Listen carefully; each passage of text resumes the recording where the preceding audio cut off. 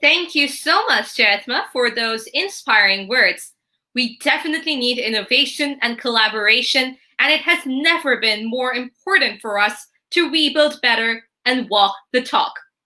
Now is your chance to put forward your questions directly, so feel free to post them in the chat box in English, Spanish, or French as we begin our question and answer session with the UN Youth Envoy. To moderate the Q&A, please welcome Stefanie Tornow from Germany, who is currently doing her master's in political science. She has been an integral part of YMCA's resource group on environment since 2015, as well as YMCA's UN Advocacy group. She has attended the United Nations ECOSOC Youth Forum and COP events as part of YMCA's delegation. Stefanie, over to you.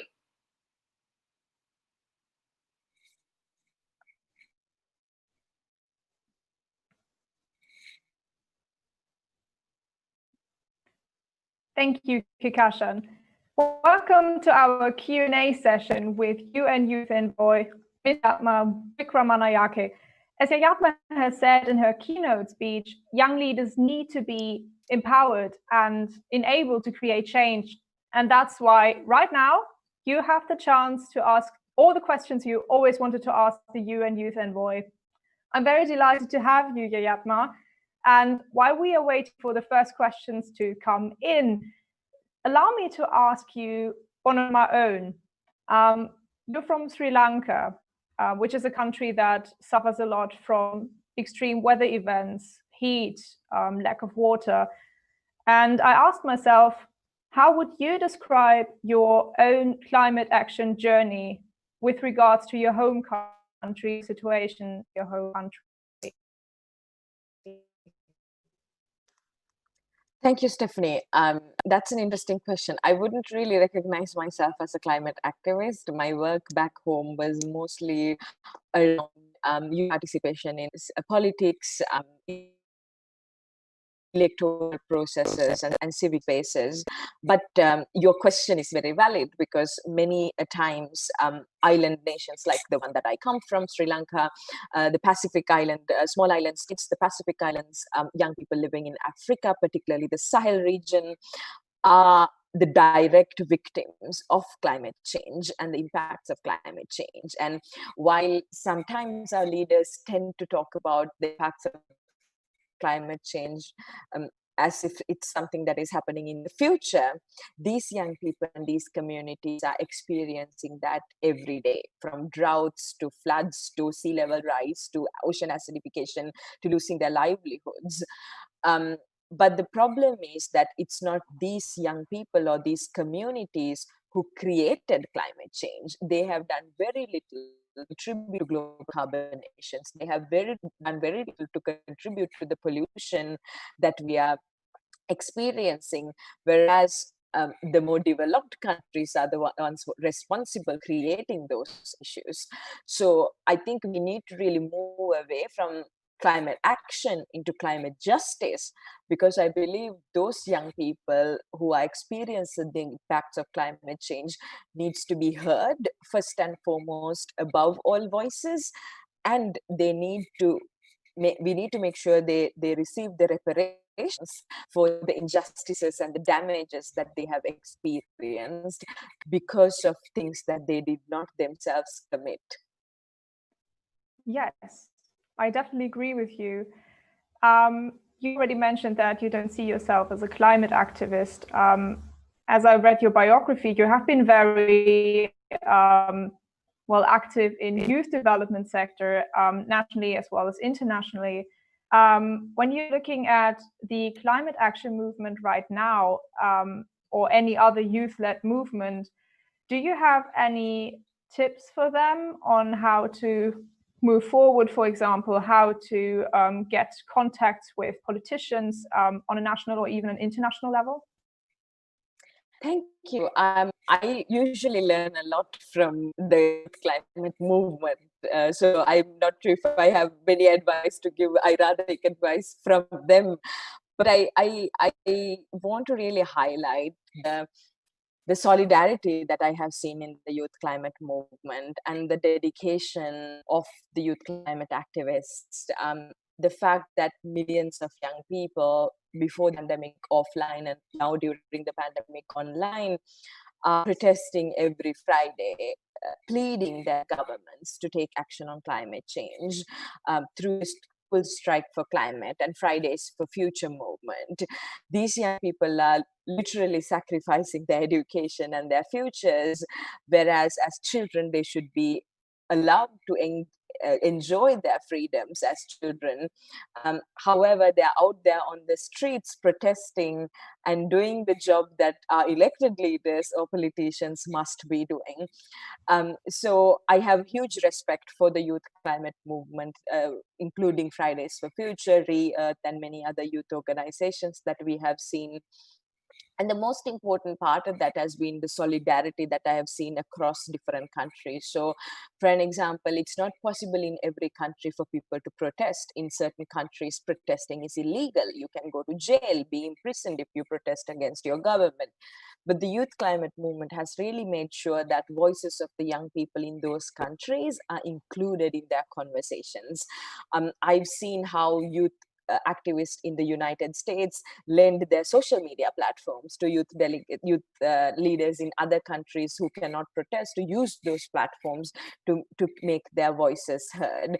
I've seen how sometimes when people like Greta Thunberg get an opportunity to speak, she brings with her young indigenous leaders, young leaders from the global south, and steps back and gives the voice and the platform and the opportunity to the other young leaders. And this is exactly, I think, the type of solidarity that we see in the movement that we need to also promote among ourselves to make sure, as I said at the end of my keynote, that our youth organizations and movements are as inclusive as possible. Thank you. We have the first question, and it's from Daniel from Mexico City. Hello, Daniel. And he asks, do you think the 2030 agenda and the SDGs will remain in force in the post-pandemic time? I would ask, do we have another choice? Because we, one is that we have agreed to these goals and targets back in 2015. 193 member states of the UN have signed on to this declaration. So they are responsible for implementing their promise and their commitment to their people, but also to the international community. So I think in these 10 years, that accountability is important, that we make sure that we hold the governments accountable for those commitments they made 5 years ago. Secondly, if we don't follow the sustainable development goals, then by 2030, our world will be in a much worse state than we started in 2015.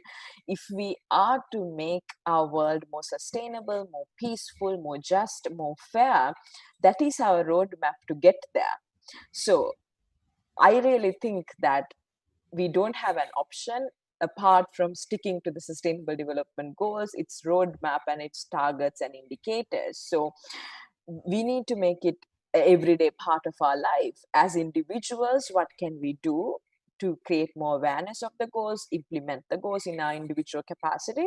But also when you go to the polling station and vote, when you select your political leaders, you really have to compare their manifestos, their priorities, their values against these goals and see if we elect these politicians, if we elect these political parties, are they going to go in the direction of the sustainable development, or are they going to go in the opposite direction of sustainable development? And I think making the SDGs part of our day-to-day life, our education curriculums, our political manifestations, political parties, governance systems, is the only way that we will get that. But that needs a lot of commitment and also a lot of financial and political commitment, I would say, if we are to get into that place.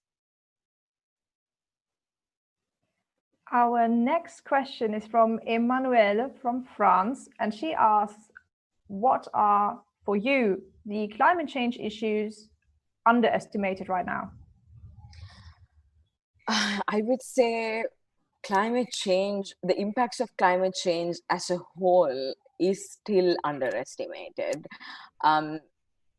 even if science says that it is a fact, and that if we go at this phase, global warming is going to increase, and it will increase definitely if we go at this phase beyond 1.5 degrees at the end of the century, and definitely more than 1.5 degrees if we continue at this phase. But still we have politicians, governments who are saying that it's an opinion, that it's not science, that it's not a fact. So I think at some point in time, the sort of fossil fuel industry, oil companies have created this almost a myth that climate change is a concept and not a fact. And I think it is still very strong in some countries, in some communities, and we need to do a lot to change those stereotypes and misconceptions about climate action. And the second part is, we see a lot of responsibility being attached to people. So don't use plastic straws, switch off the light when you exit the room, use recycling, and kind of putting this responsibility on people. Don't get me wrong, that's important. 7 billion of us doing these things can make a big impact. But still, 80% of the global carbon emissions come from G20 countries, not by a young person in Fiji who uses a plastic straw. 70% of global carbon emissions come from 100 corporate companies, not by a young person in Sri Lanka who doesn't recycle. So I think the tables have to turn, and the questions that needs to be asked as to who is most responsible for global carbon emissions and the climate change impacts we are seeing, and hold those who are most responsible to account, without putting the responsibility on young people or communities or individuals who are already, of course, trying their best to make that individual contribution.